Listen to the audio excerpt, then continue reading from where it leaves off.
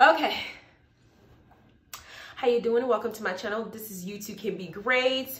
I did post my previous videos. I don't know if you guys are getting my alerts or what's happening, or because of some of the stuff that I'm saying, YouTube has making it difficult for people to actually see the alerts, and so some of y'all are missing my videos and what I'm posting. So I hope that's not the case. But times have been slow because I noticed the difference and stuff like that. And I've had some people tell me that YouTube is watching and doing all this weird stuff. So just be aware, be mindful, and take it behind the Amazon and go ahead and check out my book, Unleashed. I wrote it under a pseudonym, Adiya Bat-Tziyon. This is my first nonfiction novel based on reality. What's going on with what's happening today. It has pictures. It basically is a history book written in story time. Everything is cohesive. There are things in here that I promise you did not know. And there's several things in here that you did not know even was the case. When I was doing the research, I had moments where I had like a pause, where I was just angry. Sometimes I was happy I learned this information, but other times there's just too much that you don't know that's not spread out amongst our community. And we need to teach ourselves, because nobody else is responsible for teaching you about who you are, the type of person that you are, what your background is, but you. So even if you don't check out my fiction novels, this is the one novel that I employ everyone, even if you don't like reading, get the book, do a chapter a day. It's worth it. For you not to know, you can't say you weren't given the tools to know. At this point, it's your responsibility to get it out there and learn for yourself. Now, if you want entertainment and you just want to take a breather, you read one chapter of some seriousness, one chapter of some funness, then check out my two books, Just Add Pepper by A.S. Blaine. This is a romance, erotic novel, drama-packed, prolific romance with a combination of naughty and nice, baby. And it is written under the pseudonym A.S. Blaine. This is part 1. Part 2 of this book is Sage. Beautiful as hell continuation. I'm currently working on part 3, so I can tell you how it ends, okay? Now, this is the Real Housewives of Potomac, season 5, episode 13. No show and showdowns. Now, before I get into this review, the ladies have since done little interviews and about Candace filing criminal charges against Monique regarding the fight, and some of the ladies have put their input about how they feel about it. I know that Monique had since posted a picture with her and Karen, saying that Karen was asked about her opinion regarding how she will handle herself if somebody puts their hands on them, as in press charges, and she still considers her a friend because Karen has been supportive as a friend for her, and she didn't allow Candace or anybody else to bully her into changing her own opinion. And I respect that, because I think Karen, the way that she's handled herself and the fact that she's outspoken, ain't nobody about to make her do whatever she don't want to do. And she's older than all these people, especially Candace. You're the youngest one, girl. Stop. Now we begin the review. Before I start giving my opinion, this is my opinion. I understand that some of you will not agree with my opinion because you have your own personal beliefs, your own upbringing, your own culture, your own understanding. I'm entitled to my opinion. I've had some people be hella disrespectful on the comments as if I'm supposed to be your own brain. I'm not going to be your own brain. I'm not going to tell you what you want to hear. I'm going to review the show based on how I see it. You're welcome to let me know your stance. I will hear it. I might, agree to it or disagree to it, but I'm not going to do it disrespectfully because it's your opinion. This channel has always been upfront, honest. It's how I feel. I can't change and be somebody I'm not. Now we start off with Giselle actually telling us that she's considering marrying that fake prophet of a husband, Jamal, and that she's saying this is she's looking for rings, waiting for Juan, Robin's forever side dude. I don't even know if they're ever going to get down the house. Like, it's been 5 seasons, get married or not. It's kind of like a dragged on storyline. I'm over it.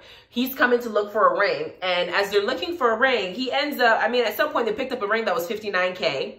And then he ends up landing on a ring that's about $8 grand or something, like a little bit over, almost $9 grand.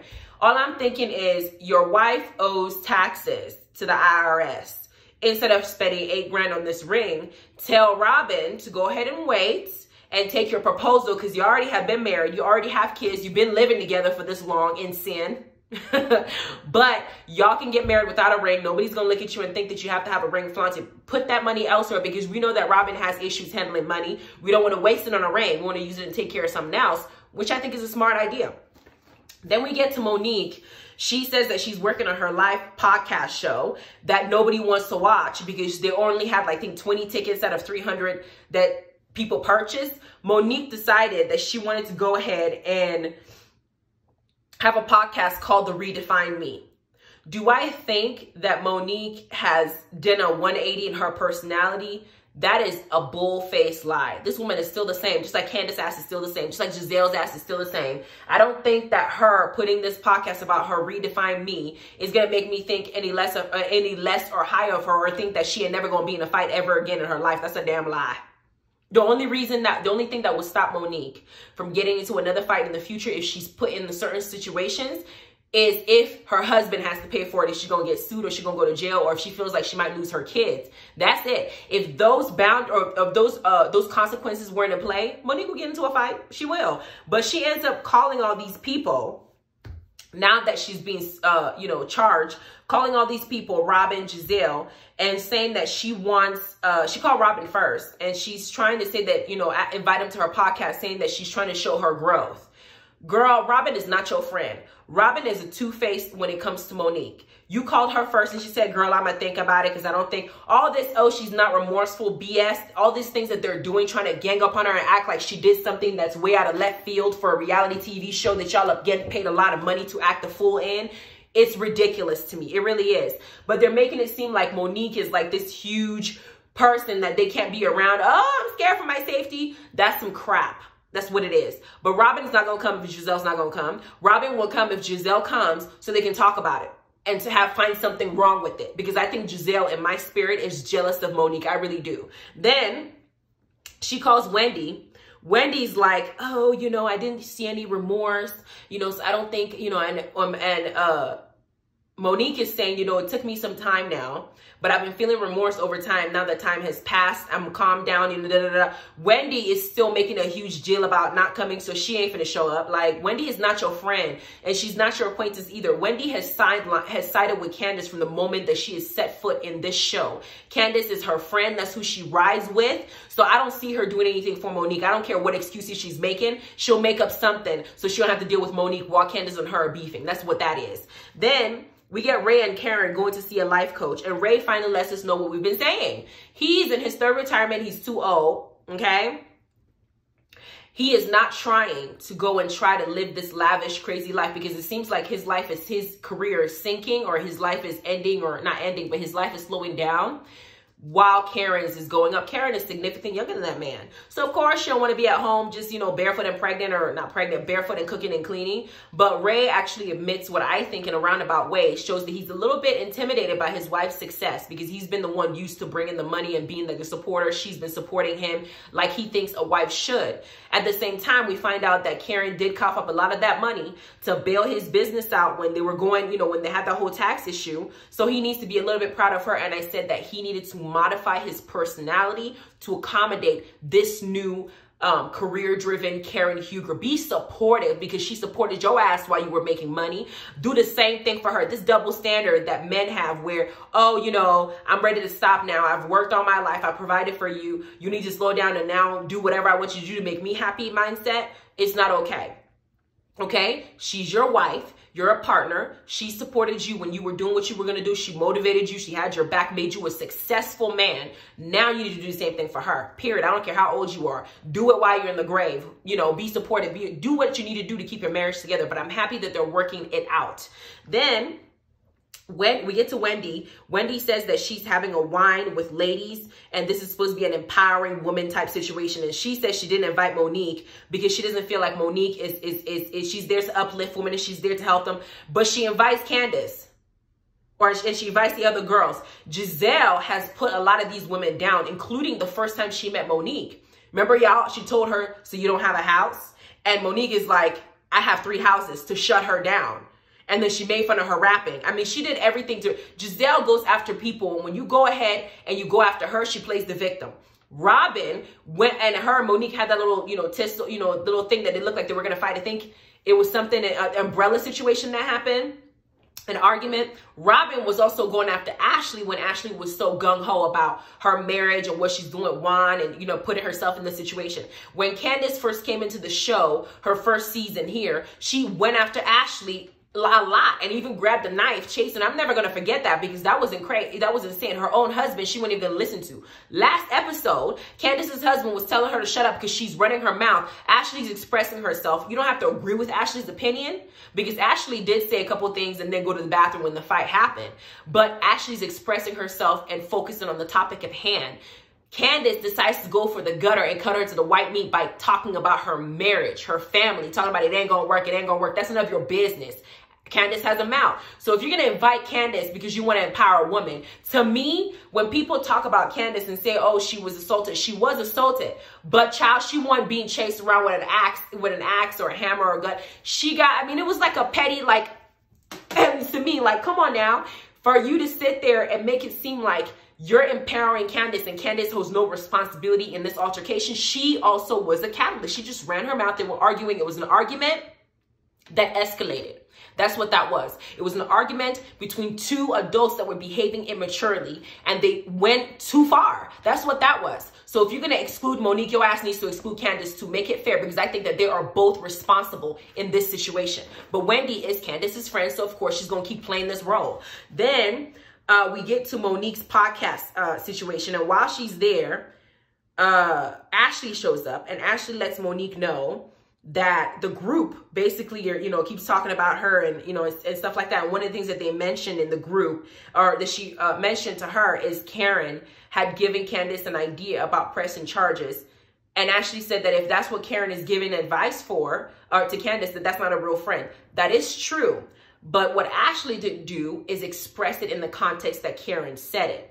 Karen was asked a question and Candace was talking to her about the situation. And Karen rightfully said, honestly, if it was me, I would press charges. Would I press charges if somebody puts their hand on me? It depends on the person.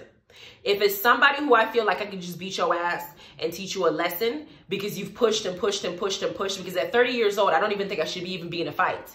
But if I feel like that's what I need to do to get your attention, for you to get the point, and you have to keep pushing and pushing and pushing, and there's something insane that you have to do for me to even get that far. Normally, I can just walk away from a person. I don't care. I'll just leave you alone. Then I would do that. If I feel like I can teach you a better lesson about life and consequences and how things work and the country you live in and how it operates, and that you can't go going around putting your hands on me, then I'll file charges. But I think it depends on the scenario. If I didn't have anything to do with the situation, minding my business, and you want to antagonize me and then go so far as to put your hands on me, I'm probably going to get you with charges and make sure that you understand how far things can go. That's just what it is. And Karen was right. This is what I would do if it was me. Take it or leave it. Then we go to the next scene where Monique's Wendy's women having her women empowerment meeting. Robin in that dreadful ass wig. Robin, I know you're having money problems, and I know that I'm not this fashionista, whatever the case is, but I do believe in trying to wear things that look as natural as possible. That red wig she got on needs to be recycled. I don't think that. I think it's something that she should wear when she's role playing with her husband in the bedroom for that few hours it takes to get it in and get it out, then take it off and put it in the closet. Don't wear it out in public, girl. That is a freak wig. That's not a wig for the, you know, everyday look. No, ma'am. Then the side eye that Karen was giving Wendy. Karen does not like Wendy. I think Karen sees Wendy as a snake. I think Karen sees Wendy as somebody who puts up a facade that she's this great person and she's basically full with royalty and stuff like that. I feel like that's how Karen perceives her, because I'm watching Karen look at Wendy do what I think a lot of things that Wendy was saying was very helpful. It was very empowering to women and to, you know, to Black people in general, about going out there and making sure that they make the presidential election seem like the biggest, most important election ever. And that's what a majority of people who don't educate themselves focus on. What people don't know is that before the person becomes president, aside from Trump, there's usually there's a pattern that I've seen in where I'm from. Usually you have people, a lot of people who end up on the school board end up going out for mayor or governor in the state or a different county or whatever that, or in the state that they reside in. There may be a school board member in one county. They'll go to a different county and have like little, what you call it? I'm blanking right now. Little rallies and campaigning for governor or for mayor in a different location. That's usually what happens. And then after they become governor, they usually go for like Senate, and then they either go for Senate or from there, and they go for presidency and stuff like that. In my opinion, when it comes to how the system works, because the system is a system of checks and balances, I discussed it intricately in my book about how the system works, system and checks and balances. People think the president have the most power because he's the chair, he's the commander in chief, he commands the military, and he has a lot of high level jobs like appointing Supreme Court nominees, like he did right now with Amy. There are things that he does. And, you know, he does the negotiations for us, foreign policy wise. He does a lot of the speaking. He's our face. But what people don't know is the Congress and all the lower divisions, like what affects you the most is Congress and your mayor and your governor. Those are what affect you in your daily life. And so you need to pay attention to when those votes are being held. And so you pay attention to who you want to put in power that controls what happens in your life. Because in Congress, the way that it works, Congress is made up of the House of Representatives and the Senate. Right now, we have a Republican majority in the Senate. We have a Democrat majority in the House of Representatives. And when you have a majority in both sections, it becomes like a head-to-head situation. Same thing with the stimulus is happening right now. We have the Democrats who want a certain number. We have the Republican majority who want a certain number. And the House will pass a bill. The Senate will reject it. And so you have this back and forth situation. If you have a Republican president in office, it pays to have a majority of Republicans in the Supreme Court, in the judicial branch, you know, that kind of stuff. It helps to have more Republicans in Congress because you can get what you want out the most. If you have a Republican governor or a Republican governor, it helps presidents who are Republicans because you can call them and have them kind of help and aid in you vote, in you coming into power, because they can also have fundraisers to help you out, or they can endorse you, things like that. What's happening now is a direct result of when a certain party is dominating a certain part of the House or the Senate or the branches, because you have this issue where you're going head to head. A Democratic president would not be happy if he has a majority of Republicans, Congress and Senate and House, because he's not going to get nothing done. A Republican president is not going to be happy if he has a majority of Democrats in office. Not going to be done. And if you yourself are Republican, it helps you to have Republicans in every area of what you feel affects you, because then I guess things that you want are what's happening. So make sure you're paying attention to all sections that you have to vote. And with those propositions, y'all, make sure you're reading the positive, the pros and the cons of those propositions, because I had looked at some of these propositions and what they're trying to put in here and what they're trying to get us to vote for. There was one I saw that was trying to make a lot of the crimes that were now misdemeanors, including like drug crimes and stuff like that. They're trying to make it a felony again, which has two consequences. One is going to affect a certain minority race disproportionately, as usual, number one.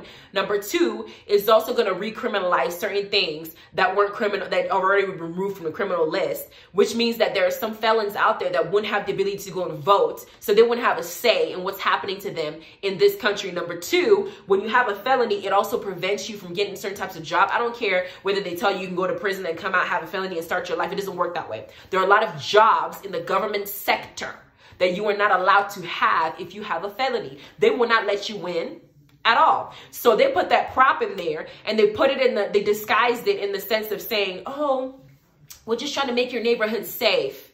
That is bull. And if you have more felonies out there, it is a chance for you to build more prisons. And y'all know that all these private prisons have now been a huge thing, like a franchise, like the damn church. It's almost like they're literally making money off the bodies they put in them. So make sure that you educate yourself, and please, please pay attention to what's happening. Don't just ignore it. Pay attention to everything, not just presidency, Trump or Biden, I don't care, but pay attention to everything. Now, That speech that she gave in Wendy's Women Empowerment, it was a great thing for everybody to hear. It was a great thing for us as viewers to see, because we see all these drama and Real Housewives of Atlanta, whatever. It's nice to see something that actually is worth a damn on these shows. But Karen is not trying to hear her. Now, after this whole empowerment thing goes on, Wendy goes to Giselle's loudmouth ass and tells her about Karen bailing Ray out when his business was going under, knowing that Giselle is going to now go back and tell it to the entire group. Wendy ain't stupid. She ain't dumb. She has a PhD. It's Dr. Wendy, okay? She ain't dumb. She knows exactly who she's talking to.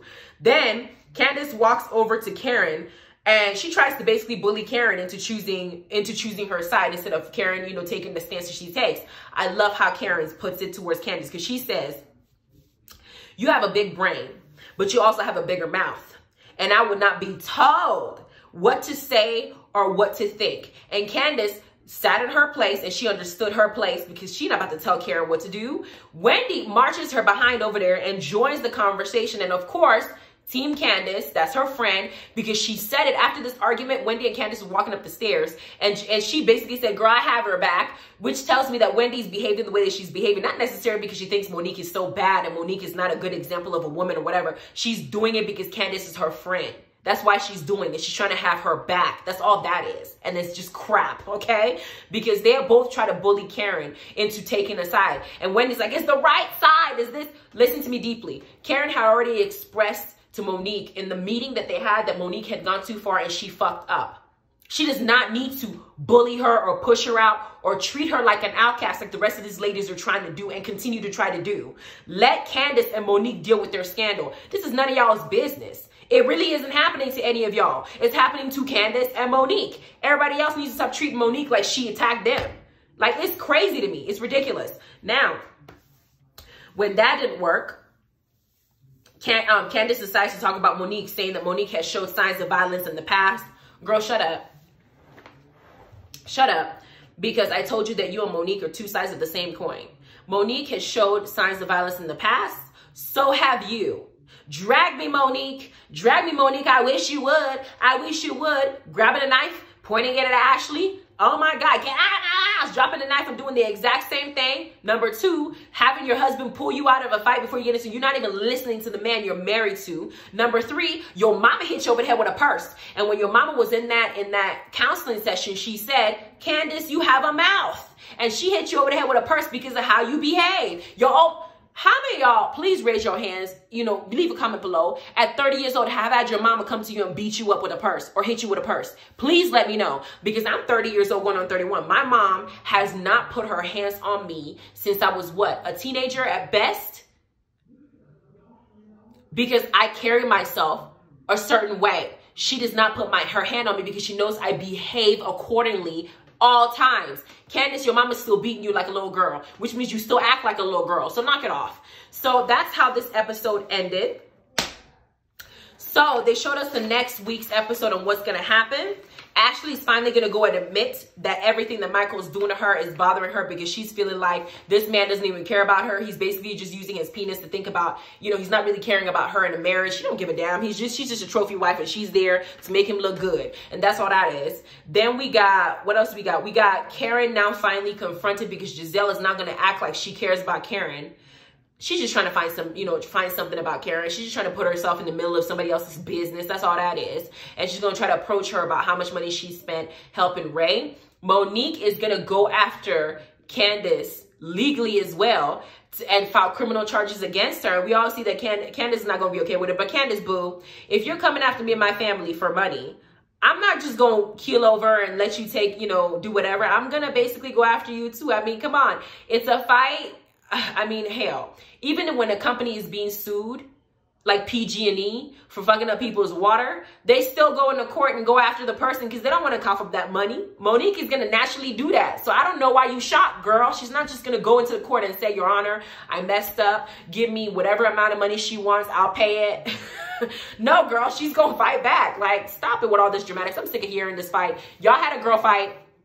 It is what it is. We're going to see y'all go after it in the reunion. We're going to hear you guys actually face to face with everybody after you watch the show and seen how everybody said, how everybody's input, what they've said. I want to see how Monique and Candace interact face to face so I can get a general opinion when I hear everybody, when they're saying all these back and forth confessional things that nobody ever hears, only us. It doesn't help. You guys have a good evening. Bye.